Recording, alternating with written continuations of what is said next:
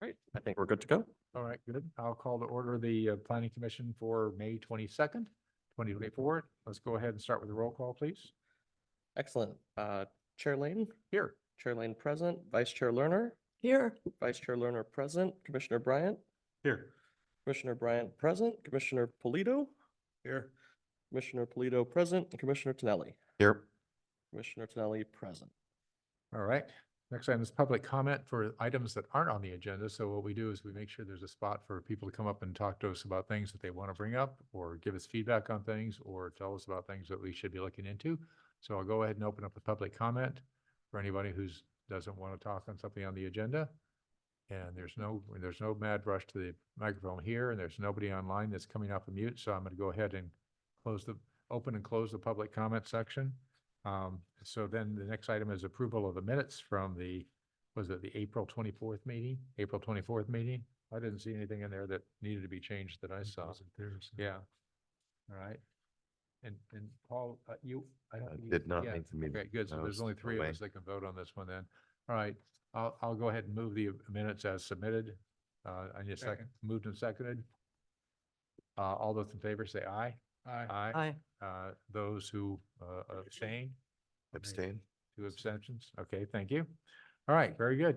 So then the next items are the public hearings items, and those, there are 2 of those that will be, well, actually 3 of those. 2 of them are going to be focused on individuals with applications. So the way we go through this process is we start with an overview from staff. Staff will give us an update on the item, then the commissioners can ask questions of staff. Then we open the public hearing and we start with the applicant or a representative of the applicant. And then we go through the public comment, anyone who speaks after the applicant, and then we'll close the public comment, bring it back to the commission for discussion and actions appropriate. So with that, we'll start with the item on the let's see, let me read it off this one. The special structures permit at 50 Tallwood Court. Sean, that's yours, right?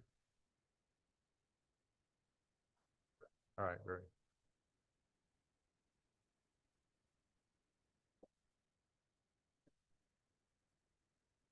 Sean's getting his microphone. There he is. Good, we always have a spare for you. Of course. Oh, I think we're good now. Oh, There you go. Oh, wow. very good. All right, here we go. Minute to warm up. All right. Excellent. Okay. What's this? All right. Thanks for your patience, everyone. Well, good evening, commissioners. Item 4A is a request for a special structures permit to allow for 2 retaining walls over 6 feet in height to support an outdoor patio space adjacent to the basement level at 50 Tallwood Court. The applicant and representatives from John Lum Architecture are here today to represent the homeowner and answer any questions you may have about the proposed project. It looks like online we have Melissa Moffett, who is a project designer for John Lum Architecture, and John Lum, our founding principal for the firm. The subject property is a approximately 1.07 acre lot, interior lot located southwest of Walsh Road within the R1A zoning district. The applicant has active building permits and proposes to demolish the existing family home and redevelop the property with a 2-story single-family residence with basement, JADU, detached garage, outdoor patio, outdoor barbecue pit area, detached ADU with pool and multiple landscape structures.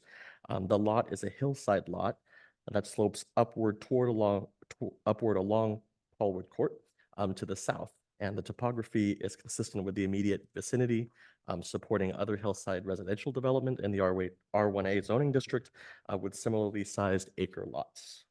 The lot is a the proposed project is for the construction of 2 retaining walls with 12 foot 8 inches and 13 feet 5 inches max height, where 6 feet higher than 6 feet is allowed with a special structures permit.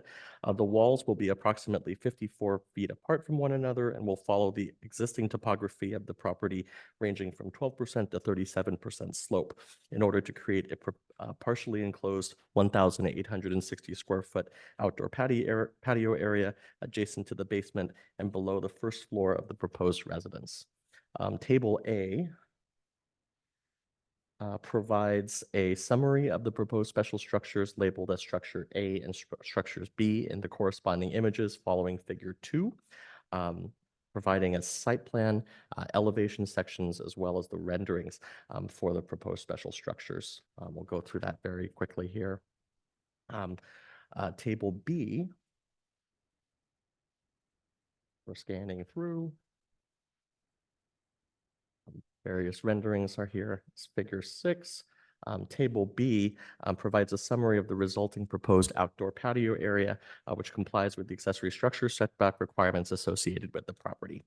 The town arborist provided a letter, provided as attachment 5, explaining that the proposed wall must be at least 6x away, where 8x is provided to be compliant with the code, and that the proposed project must still comply with the PTPZ permit approved and issued by the Planning Commission back in 2022.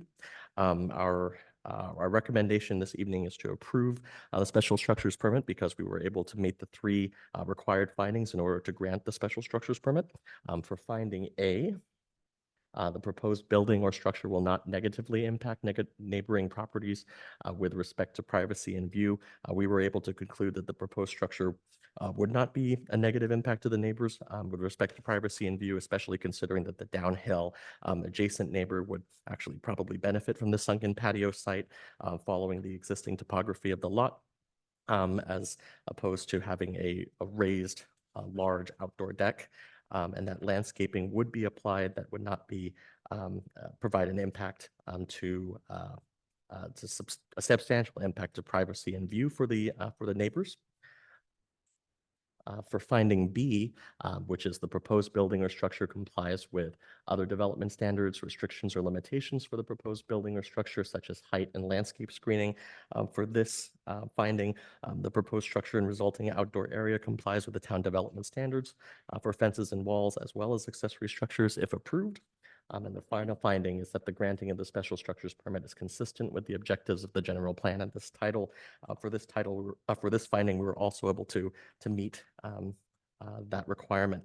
The project would not be visible from the public right of way and complies with the town standards and would not be in conflict with the general plan's emphasis on maintaining the community character and objectives of the town. So with that, we'll be happy to answer any questions you may have before we welcome the applicant representatives. Any questions?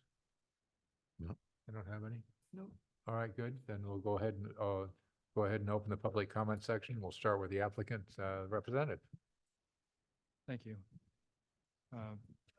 John Lum, founding principal of John Lum Architecture.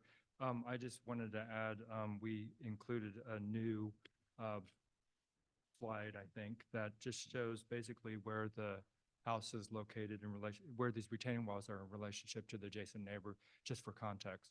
So you'll see actually that the side patio or the side excavation here is so far back that Hold on, the hold on, adjacent hold on one neighbor- second. He's just pulling it up. Sorry. There he was just pulling up the Yes, picture. okay. All right.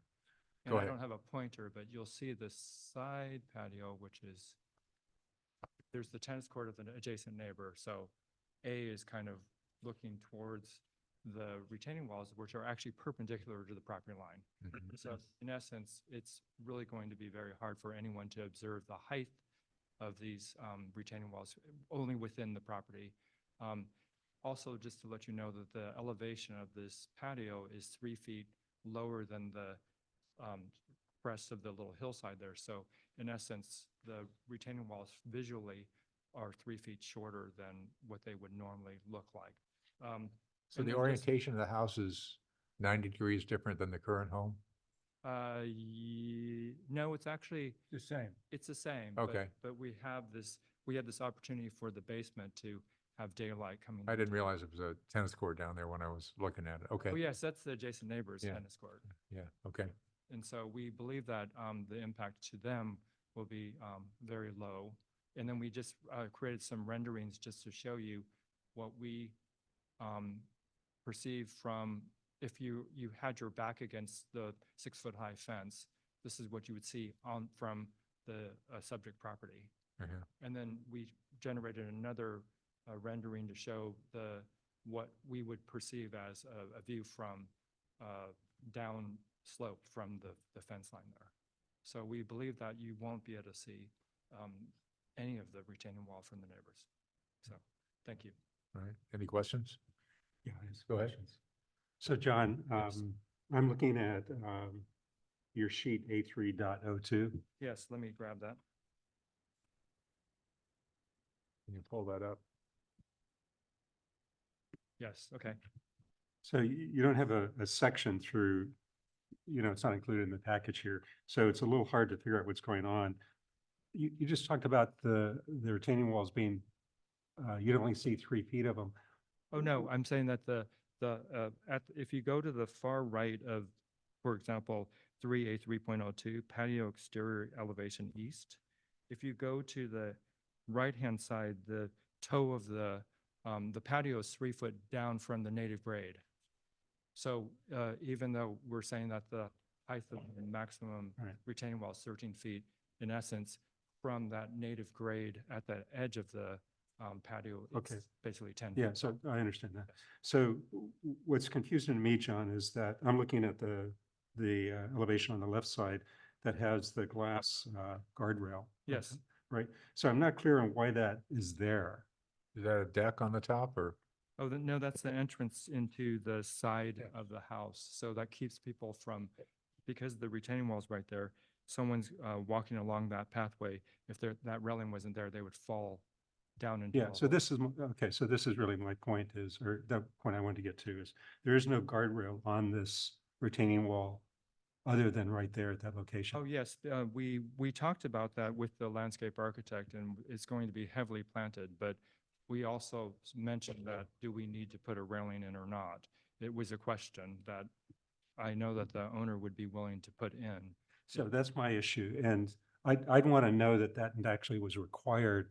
Otherwise, I'd want to know from town council that the town has no responsibility if a child falls in there. No, I totally agree, and I also would not want to have a dangerous situation like that. So if we, from a code perspective, I don't believe that it would be a problem. It would not be a problem to add a railing and make that On both part of the sides. requirement of approval.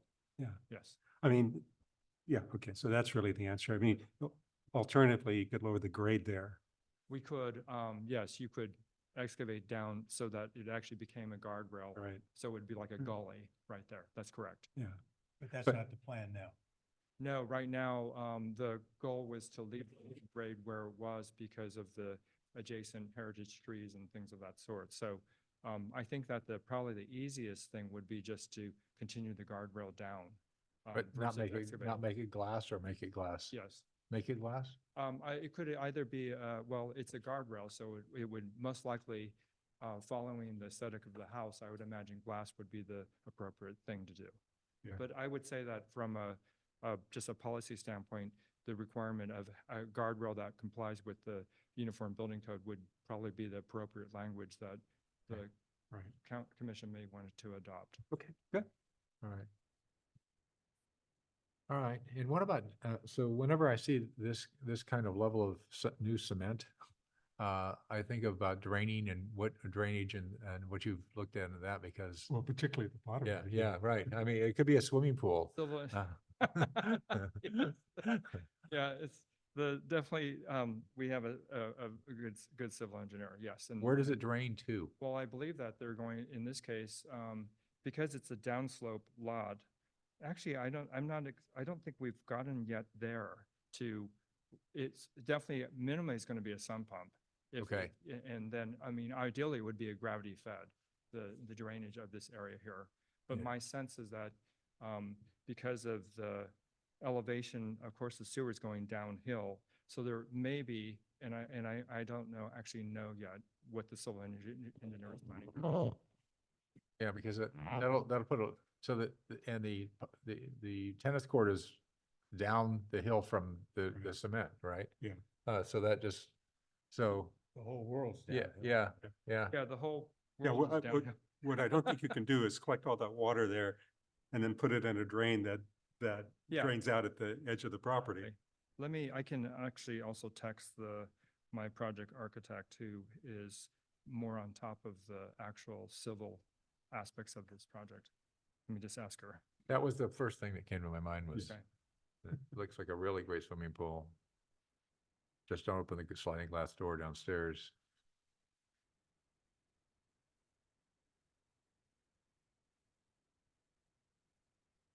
I didn't, maybe I didn't, I know, I just went on the edge, so I didn't Oh. even see the tennis court. Kwan, who is the other principal in my firm, and also she's saying that it's draining into the landscaped areas. So it seems like because if you realize it does drain backwards because the native grade is 3 feet higher, but below that, it actually can then, No, I understand that, but that means it's coming out right before the edge of the property. right, so it seems like it would need to have a retention, Right.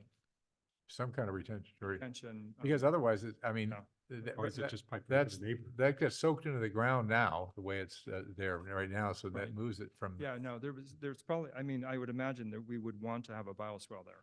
there's gotta be something. So this is Brittany Bendix, Town Planner. I just wanted to let you know that I do think that you have one of your colleagues watching online. If they want to speak to this, we can certainly give them the ability Yes, to chime okay. in. Let me just see the beauties of technology. Let me just call her, okay? She's online. Is she online? Okay, could you Yes. please let her, because she is more familiar, and I'm sorry for not having all the information at my fingertips. Oh, you're all right. Does she know she's gonna talk? Yes. Okay. Kwan, can you hear us? Yes, I can hear you.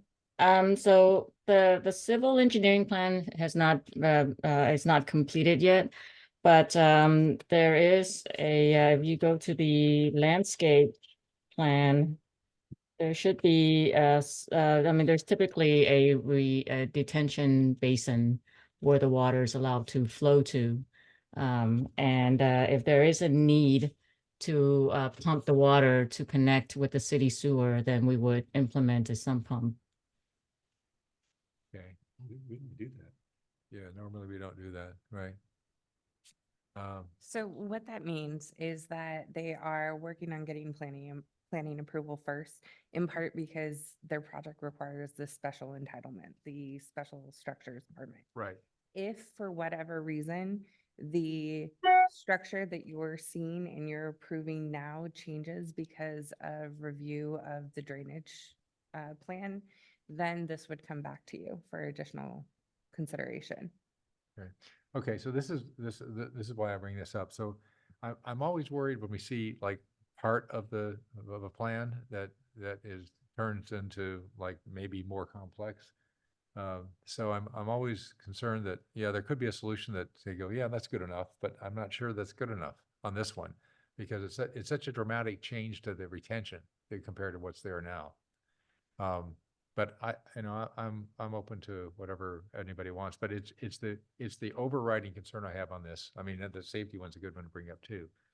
But you're still working on it then, that's. Well, yes, and also, I mean, I would state that the whole basement, obviously, there's sewer underneath the basement level. Mhm. So that also has to be worked out and drained out into the city sewer. So this area that's exposed will clearly have to be dealt with, but I'm But talking we about- don't drain with the property on the rainwater has to be handled on the individual property, right? Correct. Right. Yeah, That so is it's- that is the standard at which it will be reviewed by the building department. Okay, good. So pumping it into the sewage. Right, but I was just saying the worst case scenario, I mean, if we're talking about gravity drainage and stuff like trying to get it below into the sewer, it is possible, obviously, because we have a basement and we have a hillside. I know, but what I'm saying, I think what we're saying is that's not the way we do it. Understood. Okay, all right, good. All right, So, go ahead. Brittany, to your point, I agree with you about the drainage, and I'm confident the building department will sort that out. But I'm hesitant to approve the structure without the condition that there's a guardrail on it. Otherwise, I mean, We can do So that is as part of something our that you motion. can Yeah, add as a exactly. condition. You can make a motion and see if it's seconded. You can also chat about it too when it gets to the point Yeah. of discussion. So are we asking for both satisfactory drainage remediation as well as this guardrail we talked about earlier? Potentially, but let me just put out there too that you are in public comment right now. Right, So I don't know if right, let's wait till. you we get want to, if Mr. Lem is finished. Yeah. And you want to then open it Right. up to general public comment and then move on to discussing these two Right. issues. Let's go ahead. So did you have more? Yes, All right. I'm done. All right, Thank you. very good. Thank you. Is there anyone else here to speak on the item? Nobody online anymore? No, I don't believe so. So I'll go ahead and close the public comment, bring it back to the commission for discussion and action, which is, Bob, why don't you start again? Yeah. Are we gonna approve this subject to both drainage and a satisfactory guardrail? So that would be up for you to discuss as the commissioners. Okay, so I'll, Like, that's my there's interest point in to that. discuss. Right, I'm okay. I think both of those are worthwhile. On this particular one, normally I'd say, we go ahead and let the drainage plan be part of the review process, but I think this one needs to be highlighted because it's such a significant change on the property itself. Because it's a big change on that property. So Bob, you want to make the motion or? Yeah, I can. All right. Is that all right with everybody Mhm. else? Mhm. All right, good. I move that the planning commission approve the special structures permit to allow increased vertical retaining wall heights of 12 foot 8 inches and 13 feet 5 inches at the north side of the new proposed residence at 50 Tallwood Court. By the way, I was never quite sure that it was really north, Yeah. standing at the property anyway. Based on the findings enumerated in the staff report and subject to the conditions of approval and also subject to satisfactory drainage remediation and satisfactory guardrails on the, to prevent any personal injury. And in terms of defining satisfactory, it's to the requirements set forth by the building code and the town building department. That's what I meant to say, yes. Yeah, okay. Do we want to make clear that it goes down to a certain footage of rise or something like that, or do we need to do that? The building department will Yeah, take care of that. yeah, okay, good. All right, we'll let them do that. All right, you got a second? Second. All right, any discussion on the item? All right, moved and seconded. Ready for, all those in favor say aye. Aye. Aye, Opposed? None? So it passes unanimously. Thank you very much. Thanks for your homework. thank you. Thanks. Nice setup on the plan too. All right. And we have a guest speaker today. Radha's going to be on the phone. Radha, be sure to take your mute off. And I'm we're- here. All right, very good. And then we'll go ahead with item B, which is a special structures permit for 178 Atherton Avenue. All right. Yes, I'm sharing screen. Thank you, Chairlyn. Good evening, commissioners. I'm sharing screen to show you staff report for a special structures permit request for 178 Atherton Avenue. If you recall, we brought the special structures, we brought this project for 178 Atherton Avenue in October in 2023. It was part of the subdivision and a request for a lot line redesignation. The result of that was the Planning Commission approved the lot line redesignation and recommended approval of the subdivision also. And as of February of this year, I believe if I recall correctly, these are legal lots. The subject property we're talking about today is in the town with a development application that's currently under review for this flag lot in the rear part. The Planning Commission has already approved this northerly front of the flag lot to be the front lot line, which results this which is basically orienting the main residence and the entire parcel to face this way. The front setback is 60 here and the 60 in the rear. The required accessory structure setback, as I zoom in, per our code is 30 feet setback from the building line normally, For flag lots, AMC allows that the applicants can put a detached accessory structure either in line with this building or setback.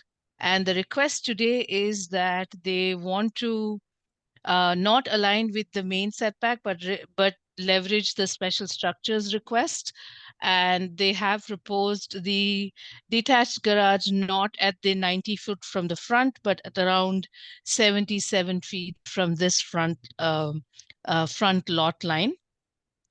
The special structures permit, very similar to what we saw in 50 Tallwood and any other special structures permit, requires staff to recommend and make 3 specific findings, and the Planning Commission must affirm that they can make those findings. The first one being that it would not negatively impact neighbor properties and to respect the privacy and view.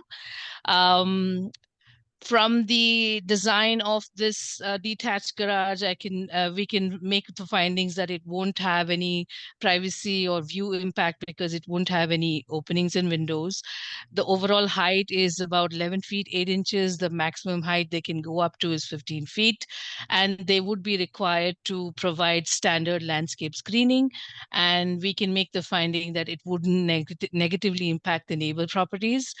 The second finding of the structure would be that the structure complies with all development standards, restrictions, and limitations, such as height and the landscape screening. So like we discussed in the earlier finding, we can make all the other findings for the development standards. We are reviewing this building permit right now, and I can and staff can make findings that it meets every other development standard excepting the garage special structures front setback. The granting of the special structures is consistent with the general plan and this title. Staff can make findings for the fact that the project in itself and the special structures permit would be consistent with the overall general plan policy of the town. As part of the as part of this project, we had done 500 feet radius notice.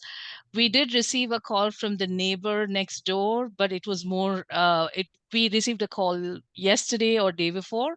It was not at the time of the report publication, but there were no major concerns. There was a request for there was a request to review the plans as such, and staff has provided the owners and the applicants with all the details that we have published and we are all reviewing today. In conclusion, because AMC code has a provision to allow for the special structures permit for a detached garage to be at the position that it's proposed, and that we can make all the 3 findings, staff is recommending that the Planning Commission also recommend approval of the special structures as shown in this project. This concludes my presentation. I have all the attachments that were part of the project. There was an architectural plan set. There are draft conditions of approval. There was a narrative letter, and there's an arborist report attached to the packet for everybody's review, and I can answer any questions that the commission might have. This concludes my presentation. Any questions? Yeah, I have- Go ahead. Madam Chair. So can you put up that site plan again? Yes. Whoever's controlling it. The proposed architecture plans, Commissioner. One Yeah, second. the one Can with you the see red my line on screen? it, or the red property line site plan. Yes, that's the staff report. Next one. With Oh, the I'm yellow sorry. I'm garage. just, To the red line. Correct. The one with the red line. I'm moving. I'm navigating. Okay, I'm, yeah. She there. clicks and it takes us like the light speed of slow light. There, there you go. Yeah, this that one. So I don't have I'm fine with the findings of staff. I think they've done a great job on this. I just want to be clear about my understanding of what is required versus what we're approving. So Sure. So on this plan, what the requirement is by the planning code is that the face of the garage should be 90 feet from the red line. Is that correct? Yeah. That's correct. That is standard accessory structure setback for garages. And what actually. It's basically this line, where my The cursor second is. dashed line. See it right This there. dashed line, be 90 that's feet. 90 feet from the front is required Okay, for right. all R1A parcels. However, for flag lots, the detached garage can align with the front line, which is this line, or it can be at this midpoint with a special structures request. And they're a little past the midpoint then. Yes, so that is permissible through a discretionary approval by the commission. And I can, I'm going to stop my screen and I share my another screen that points out to the code language. It might help. So it says here on the flag I'm lots, the actually front okay, setback. Radha. I just wanted to Yes. understand it. Yeah, And yes. it's more for me from a standpoint of clarifying something. So if the, and it's for my thinking later on, because this style comes up a lot. And if the breezeway had walls on both sides, would that be attached? Yes, breezeways are need to be substantially open on the sides. No, I know, The but if definition they of made that attached a- would be, yeah, sorry. Yeah, if they made that a enclosed hallway between the house and the garage, would that be determined to be attached? So our determination for an attached structure is that it has a common wall with the main building. Okay. all So right. a breezeway would just What that I'm playing devil's advocate is I'm playing around with understanding what we define as attached, because if that were a walled hallway, it would not be, we'd not call it attached because it's not a common wall. Is that what is that the definition? Okay. that's All right. All right. Every time I see one of those and they're attached and I call it unattached, it drives me crazy, but I got it. Right. So it's coming up with other structures too. An attached structure needs to have one common wall attached to the main building. That's when it would be an attached. But a breezeway connecting structure between two structures doesn't make this one attached to the main Right. house. So this It would actually still be a detached structure. So this has an attached garage and a separate garage. Is that correct? That's right. It has two garages. That's right. Right. It's got an Right. attached garage and a detached garage. All right, very good. So which neighbor asked for information? Which side? The south side, the neighbor on this side, the one on the south side. The neighbor on over here, The neighbor behind. the neighbor behind. Behind the No, on the original property. side.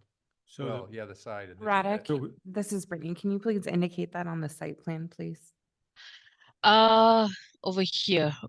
Yeah, Okay, sorry. thank you. yeah, right. I can't see the cursor, but It's the neighbor, the property on the other side of the pool there, There, just under the text. so it strikes me that the only property that could possibly care about this is the one in front of the flag lot between Atherton Avenue and this flag lot Right. along where the Yeah. driveway is. And it's the same builder, isn't it? right. Yeah. Yes, so it's the they're- same builder and it's They currently obviously aren't going to vacant. have any complaints, so I don't see a problem. Right. Did we, is it normal for the front, We- on a flag lot to have the front face where the entry driveway is? Or did we? No, we, have to- the commission approved it in October we? on October 23rd. I can't remember, but okay. October It was, 23rd, were you on that meeting? I think so. Yes, Commissioner Polito, you were a part of the meeting on October 23rd. It was part of the entire subdivision and the lot line redesignation. Thank you.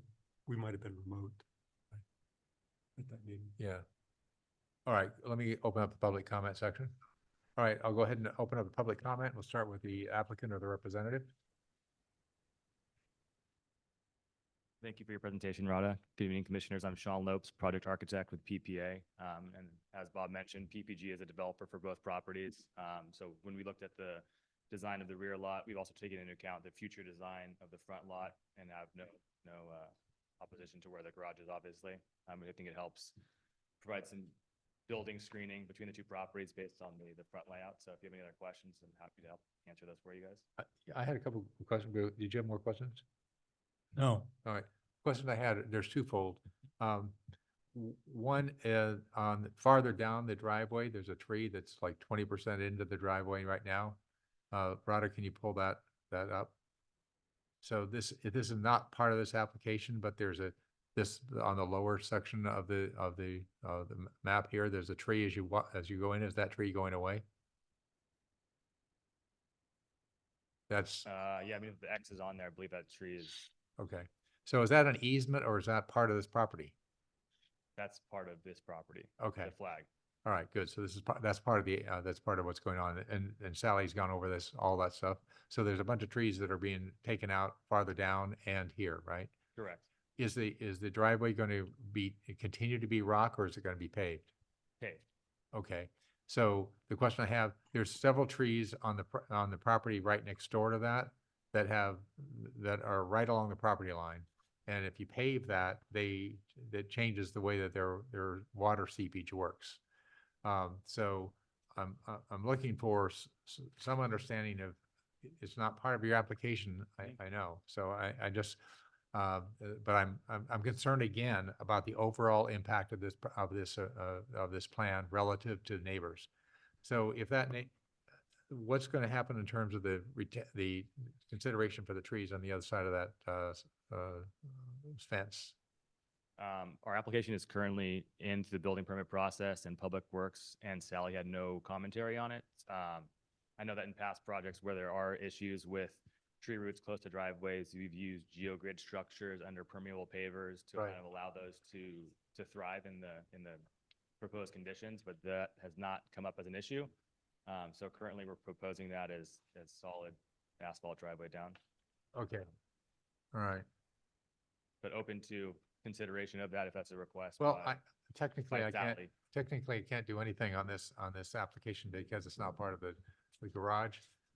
But it's a concern I have in terms of anytime we're looking at my micro part of a project like this, and then it's not being reviewed as the impact to, but if that neighbor's trees are affected by the driveway, it's a big change too, because it's all rock now, all the way down. So all the water's flowing straight down.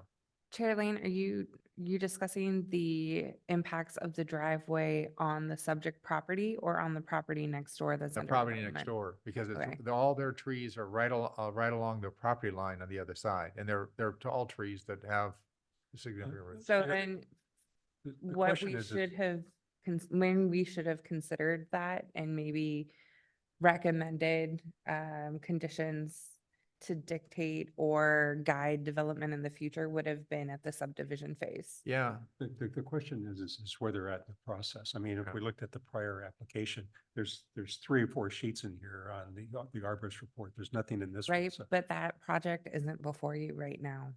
right. Okay, well, here's a good example. So we didn't have a plan. I don't remember a plan with the house on it. Did we we just had a No, subdivision. It Right. would have just been the Right, mapping. right. So here's a classic example of if you do it in 75 parts, you come out with an albatross rather than you thought was some beautiful bird. You know, you come up with these, everybody has a piece of this thing and nobody knows it's an elephant. Mhm. All right, so that driveway is going to be critical to those trees all along there. If you want to go to the Google view of it, it's all the way down that side. All the roots are underneath that driveway. And so it's, yeah, on the other side. Rada, can you speak to whether or not there was any review by Sally of the subdivision map? Yes, Sally was one of the reviewers of the subdivision map. In fact, even with this particular packet, we have the arborist review all planning commission packets too. And if she had, and in fact, the subdivision also had public improvement components that was vetted by both Robert Avadia and Sally together. And there have been designs of the bioretention along the public right of way. There was a bonded public improvement agreement that's underway for the subdivision. So it has been extensively reviewed for all impacts of the frontage and the trees related to that. Yeah, the frontage trees I'm not worried about, Right. just the ones The- along the driveway. A driveway was shown on the subdivision process. Right, We but didn't it- have to show a but it- general conceptual drainage plan.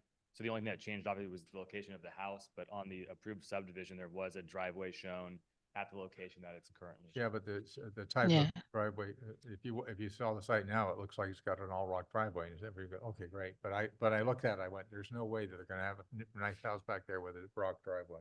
So All right, for yeah. future clarification, can I just understand, is it the location of the driveway or is it the type of material, surface material used for the driveway? The location's fine because it's been a driveway all along. It's the change of material from a surface that lets the water flow through to one that doesn't let it flow through. So then all the roots of the trees along that side change the way that they get their water. So it's the permeability. Right. I'm Okay. confused by your question. The gate there now has nothing to do, I don't believe, with the flag lot driveway. Correct. Right. No, but Yeah. It's clear over to the right. I know, I'm right over the right, but that's what I'm talking about. That's where the rock driveway is. So you go down the rock driveway and all along the other side of the fence are trees all along it. But I think the issue is that they showed a driveway on the subdivision plan, and it would have been obvious to anybody looking at it that that's going to be a paved driveway. It's not going to, So- It's not, I never assume what the surface is, and there was no plan for the house or the driveway specifically. no, but I'm getting to the point I'm making is the natural assumption would be it would be a paved driveway. And so if the arborist had any concerns, she should have raised them. Yeah, Yes. here's the thing, is that the But arborist, That's a question. why- So the materiality of a driveway is not something usually identified at Right. subdivision. And it's not something that Sally would have assumed it She would would be not. one way or the other. She Right. would take that into consideration when the development package moved forward. What I'm picking up is that there is some concern about the materiality of driveways related to landscaping and the preservation of trees. And we can certainly look at that with Sally, and I can work on understanding what the requirements are a little bit better. So that I know what the permeability requirements are going to be when they are actually under review by building or public works, because that's not something planning has in their code to review. yeah, this is the plan that we approved. This is the one we saw, right? There isn't anything on that that talks about anything other than we're making a flag lot. So it wasn't an issue, it wasn't at a stage where you'd say, do you want, it was at that meeting, it was, do you want a flag lot or not? Is it okay to have a flag lot? That's what the question was. So it Right. wasn't clear that was going to be, and it even But- shows rocks. No, it shows Correct. based This shows Base Rock That's our roadway. Yes, construction Sean. Operation plan. If you could scroll down to the latest survey of the property post demolition on that page there. SU2? Okay. Yeah, so that's that's the current conditions of the lot post demo, post tree removals that were approved with the subdivision process. So there So aren't, those trees. So this is really sort of on us for not. I don't, you know what, this is something I've seen again and again and again. In other situations I've seen, you approve everything at the same time. You know, when we do this piecemeal thing, you find out the things that change along the way. Sally focuses on the trees and she doesn't look at the plan other than if you have a plan and it affects the trees, she looks at it. If you say, is a flag lot there and do you want to affect the trees on the flag lot? She says yes or no.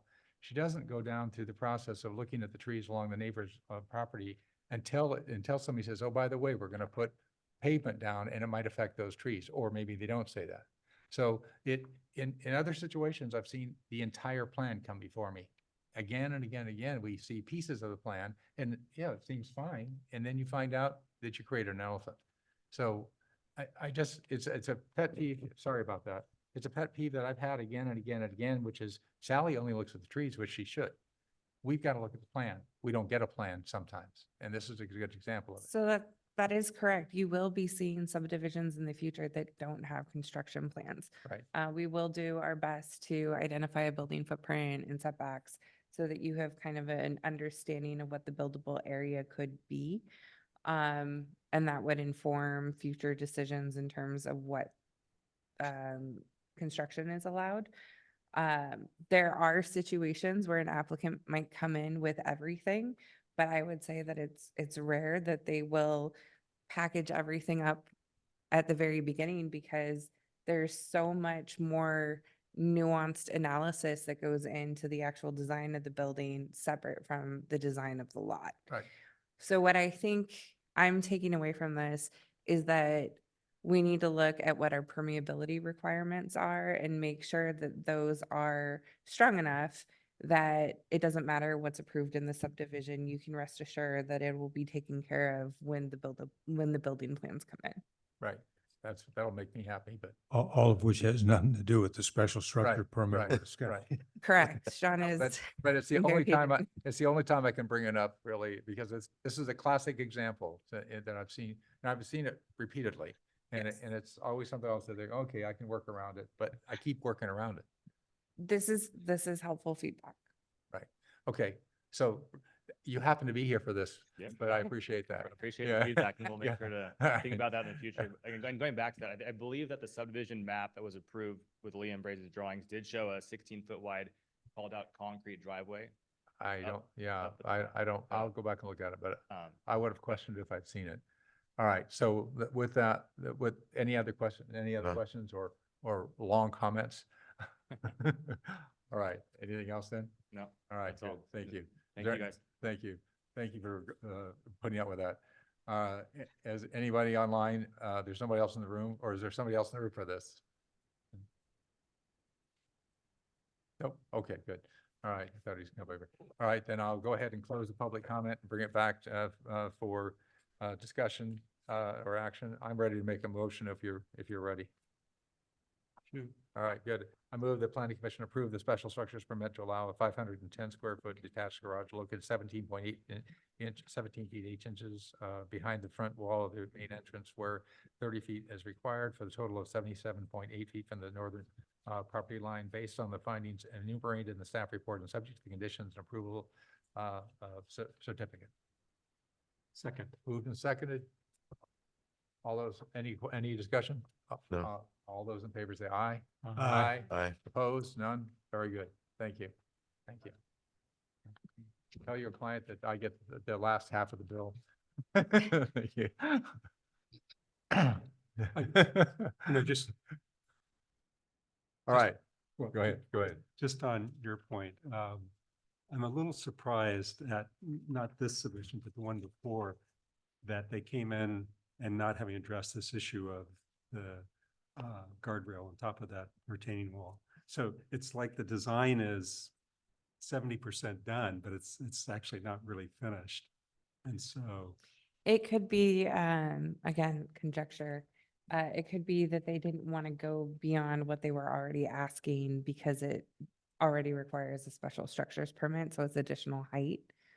So they may have just been trying to play it safe by using landscaping as a buffer instead of putting additional materials there. But it also goes back to the fact that it is more visible coming down there, so they would probably focus on the visibility and natural. liability is. Yeah, oh, yeah, yeah. All right, with that, item number 5 is new business, and that is the general plan capital improvement program. And Brittany, I think you're on this case, is that correct? Yeah, and I will keep this fairly brief. This is a yearly request that comes before you. It's effectively part of the capital improvement budgeting process. So what it does is it identifies the capital improvement program that spans 5 years, but is moving forward as part of the budget cycle for the next fiscal year.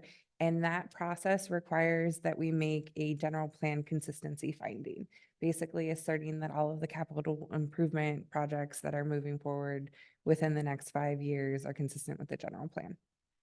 So this is something that you can expect to see. For those of you who are newer, you can expect to see this on an annual basis. Yeah, it's also one of those things that's already been approved by the commission, so they bring it back to make sure that there's nothing glaring from planning perspective, that was missed, and then it's sent back to them for final approval, is that correct? Yes. Y- You know, with the RENA process and not being certified yet from the state, and given where maybe we end up in one place, but maybe we have to actually end up in a different place. I can imagine the capital improvement budget being significantly impacted depending on the outcome. Well, Then they I'll come I'll back. give you, I'll give you an example. sure. The,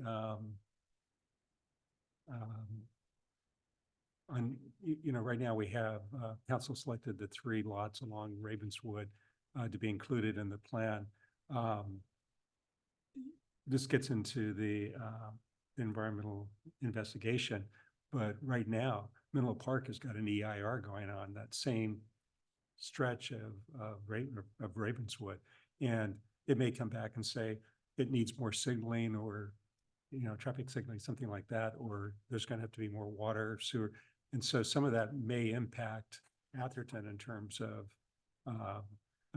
if it turns out that we end up zoning those 3 lots for, at 10 dwelling units per acre, the sewer and the water, all that changes. And so that, and maybe the developer pays for all that, but, the capital improvement project may have to pick up some of that as well. So that's just But then they just bring back a new, a revision of the capital improvement plan, and then we go through this process again. I've seen it one other time where something like that happened. So initially, when you brought up the capital improvement plan being influenced by RENA, what I was actually thinking of was more along the lines of paying for the actual housing element adoption process for all the consultants that are working on this and moving it forward. But you raise a valid point relative to the mitigation measures that are identified in the CEQA document, both in the one that we have out right now for the housing element and associated zoning code updates, but then also for another project in a completely different jurisdiction that requires an even more in-depth environmental review.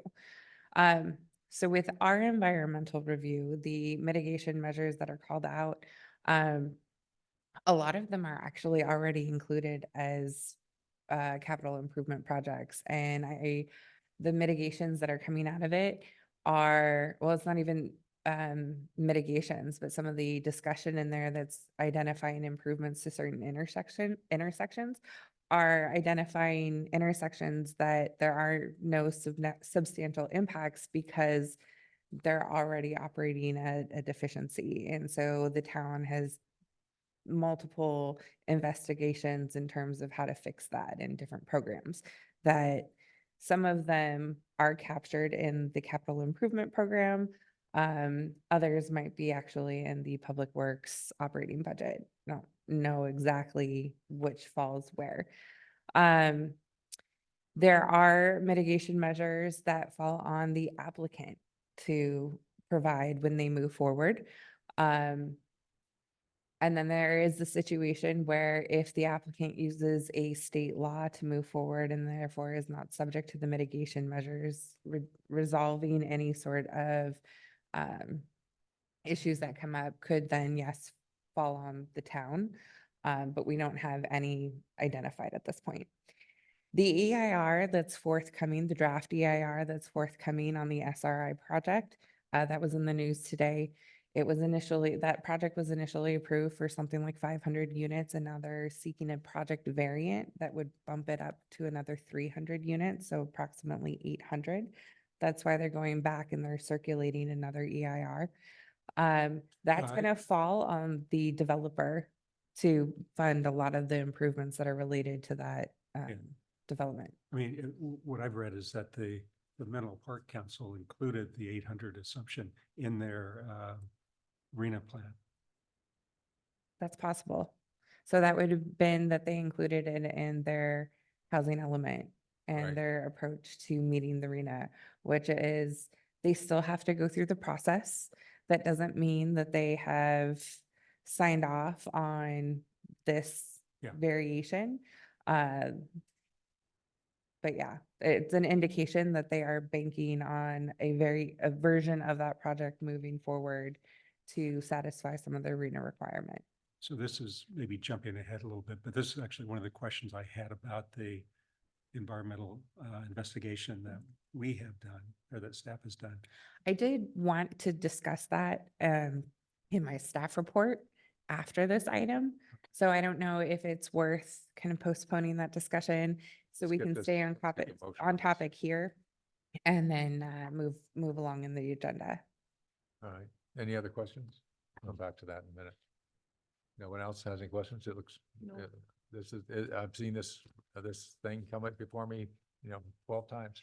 So, so, all right, we're ready for a motion.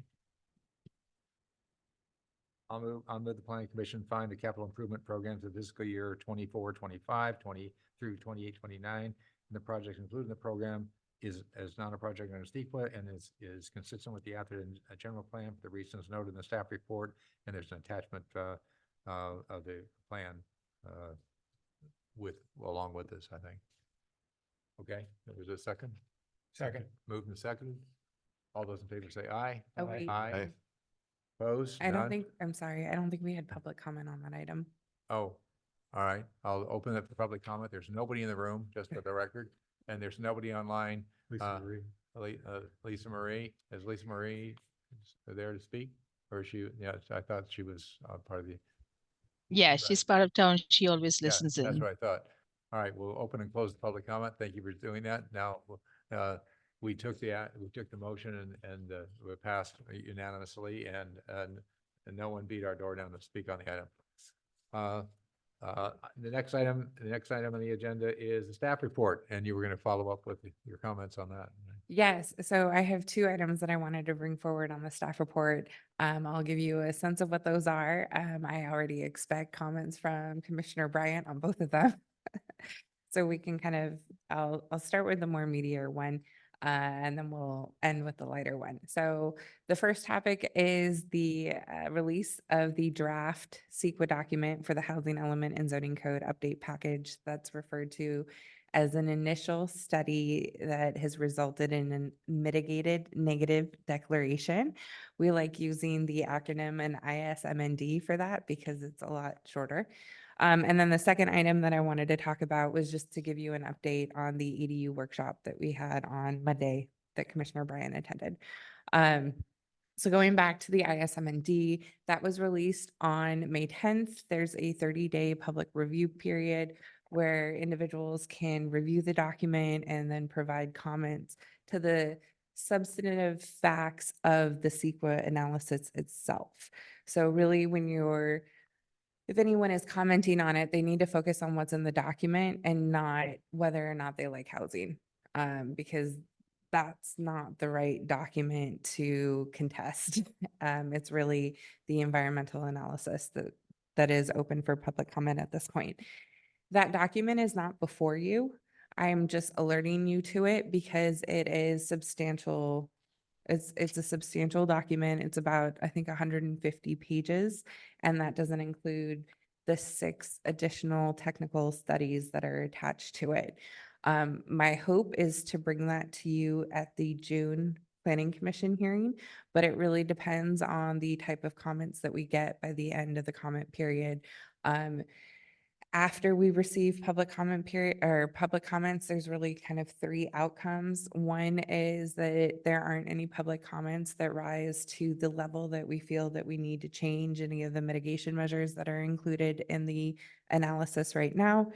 The second would be we do have to make changes to the mitigation measures, and then we would do that and then circulate the document likely for another 30 days. And then the third option would be the facts that have been brought to us are so substantial, we need to reconsider the mitigated negative declaration determination and open it up to a full EIR, which would be an environmental impact report and take substantially more time in order to get moving forward.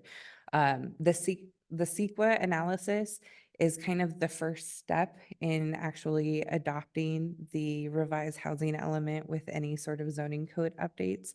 That's because that is a project as defined by CEQA law or state law.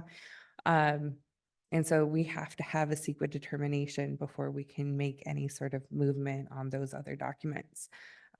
Planning Commission is not the final word. It would come to you as a recommendation item, just like everything else that's included in there. So before I turn it back, I just kind of want to give you some tips on how to digest the document because it is voluminous. The first would be to start with the section on the project description.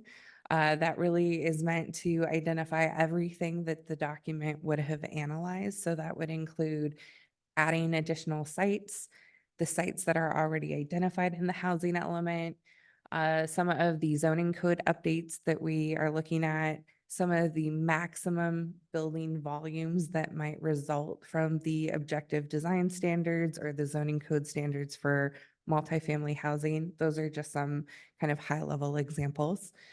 After that, there's roughly 20 different environmental factors that are addressed in the analysis. So this includes air quality, aesthetics, archaeological, historic preservation, transportation. I'm not going to list them all. I'm just trying to give you a sense of the breadth.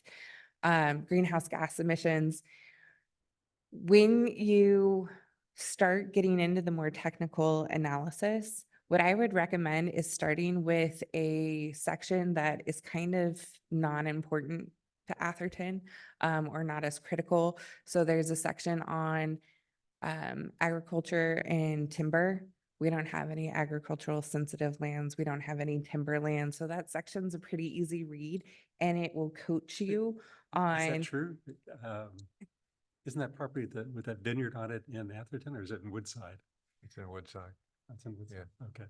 So, and it would have to be prime agricultural land. So San Mateo County definitely has that, but not in Atherton as designated by the state. So that's a fairly easy section to read for you because it's not going to strike any kind of visceral reactions that another section might. So you can get a sense of the flow and the format of how the analysis is very technical, so it can be dry. And then what I do is I personally play to my own strengths and interests. I really like aesthetics. I like land use. I like historic preservation. So I'll read those because I'm interested in them. And it makes it easier for me to digest. And I save kind of the more challenging ones for me last. And that gets into more of the harder sciences that I'm not a technical expert in, that would have been prepared by an outside consultants and we review. And so you do have to read not just that, but then the associated study, which can be up the traffic or the circulation, the traffic analysis is 300 pages.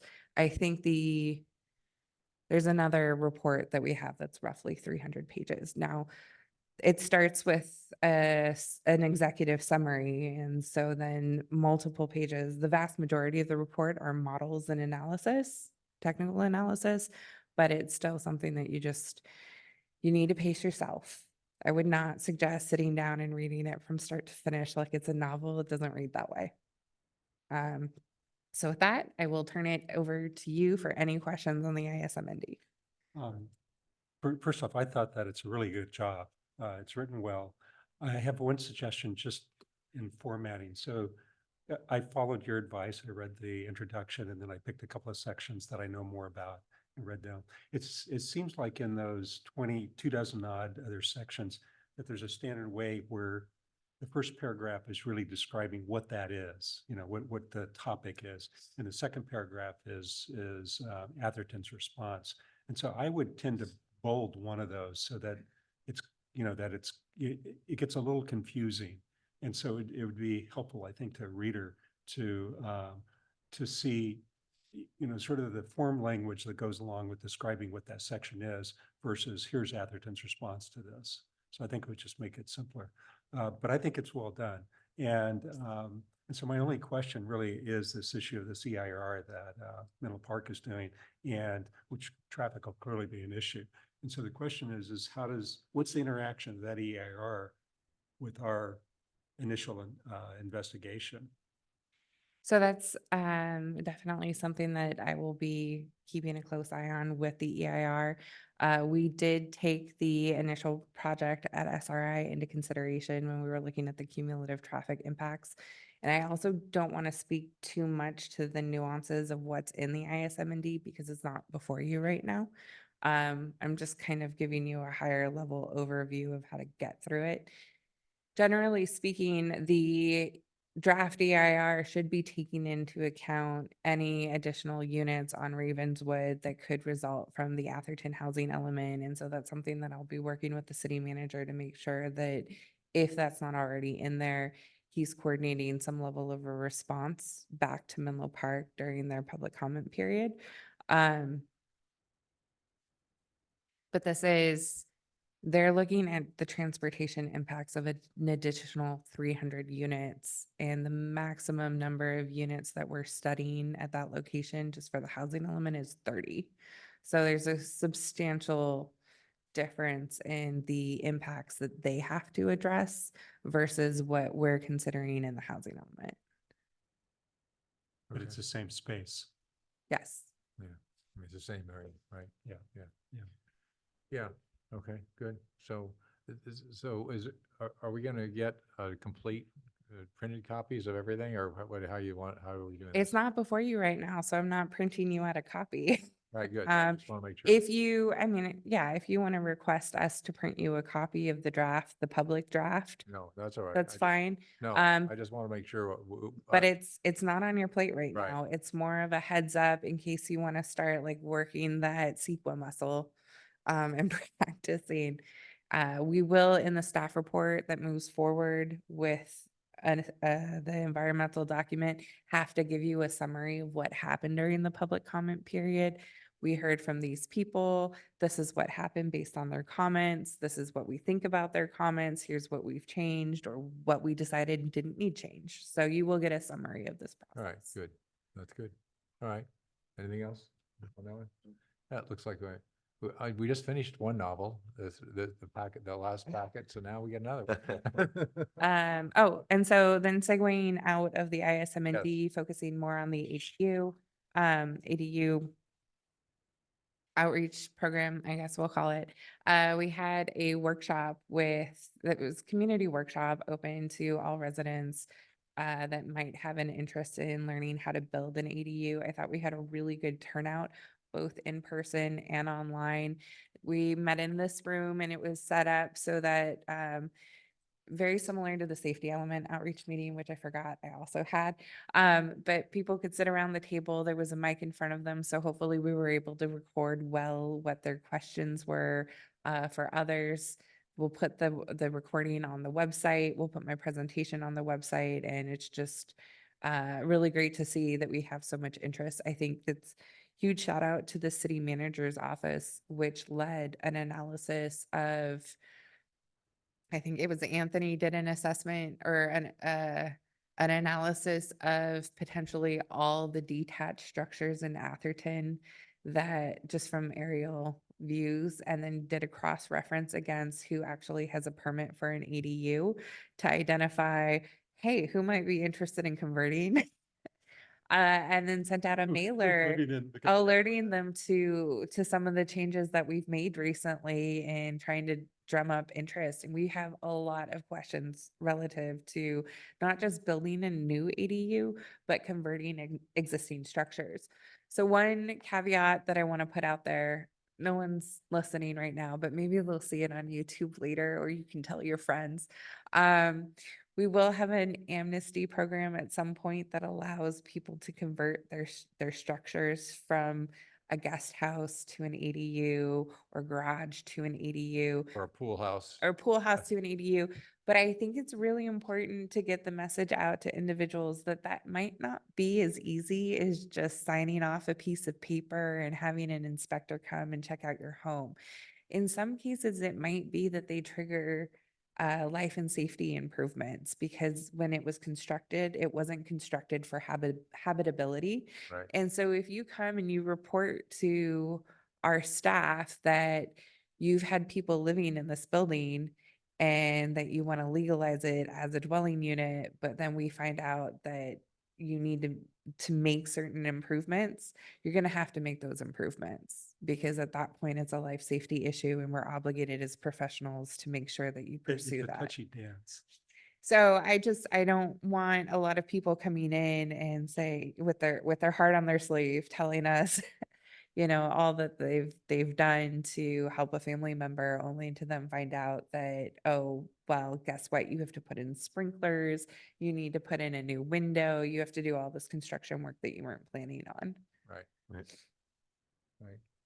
All right, well, that'll be Well, the and- exciting stuff. But I would say in response to that, this is what I tried to say at the meeting on Monday is that, when you sell the property and you fill out the disclosure forms, one of the questions is, do you have a permit for everything?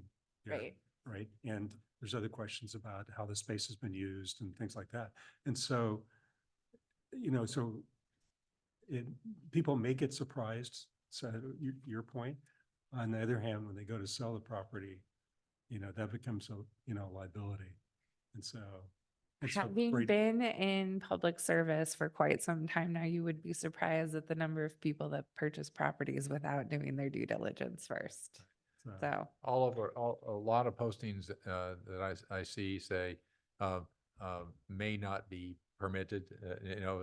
There's a converted garage may not be permitted. You go like, oh, so they just well, and did there's also people that inherit the situation Yeah. and they had no idea. My parents are sometimes guilty of this, Yeah, for yeah. not getting permits. so- And then so- their planning manager daughter comes and says, what were you thinking? So it sounds like though that right now the town wants to be amenable to this. So it sounds like to finesse this, that staff should say, don't tell me about how the property is being used right now. Tell me Yeah. what's there and I'll tell you what you can do. Yeah, I'm kind of stewing on it a little bit, so I have a general sense of how to walk that line. All right, good. Well, that'll But be, there was definitely a lot of broad interest, I thought, in the room. that's good. People were engaged. All right, anything else then? Brittany, Sean, you got anything? Okay, Rada, she's nothing? Okay, good. All right, so next month meeting, is that gonna be your last meeting from this one? Might be. Yeah. All right, so is that, and that's the only member that's terming out right now, right? All right, so. Oh, lucky me. Well, yeah. All right, I just want to make sure you'll be here for that though, right? I'm planning to. Okay, good. All right, good. All right, so Now somebody gets to have the housing mean, element land 8 on their years. desk on their first commission hearing. years of service, you gotta get some credit. All right, and then, So anything- to that point, Yeah. we will be determining whether or not Commissioner Lerner is staying on or if she would be replaced because of her term limit. And then we will also be doing an election of chair and vice chair. all right, cool. All right, anything else that's on the agenda for next time, or are we gonna skip the next tomorrow's? next- Potentially the housing element. Okay, and if that doesn't make it, do we have anything else in the pipeline? Not unless I can come up with some other, well, we have a commissioner appointment potentially. No, I guess we'll have a commissioner appointment regardless of whether or not it's Depends on who Commissioner it Lerner or is. someone else, yeah. Usually, the And then commissioner we'll- appointment usually happens the month after. It would happen in July. June. I think it would happen at the council meeting in June, which is the week before the planning commission Okay, meeting. all right. Oh, that got it, makes that- So we sense, should yeah. know by next meeting. All right, very good. very If good. not, Let me know if I should come or not. yeah. Well, you should come just so we can celebrate Yeah, you yeah. at least. Okay. Come either way. Okay, yeah. Yeah, I mean, in an effort to try and be sensitive to your time and the public's time, I have tried to keep June somewhat free of items. That does mean that if we don't get through the housing element and if the housing element goes forward in June, and the commission takes more than one hearing, we might have additional items in July, not just the housing element, but that's okay. If that's Right. what we want to do, that's okay. All right, good. All right. Anything else? Motion to adjourn. All right, There's a Second. motion. Move the second. All those in favor say aye. Aye. I, We're out of here. Thank you. Thank you, Brandon. All right. You're in town for a while? Yeah. Thank you,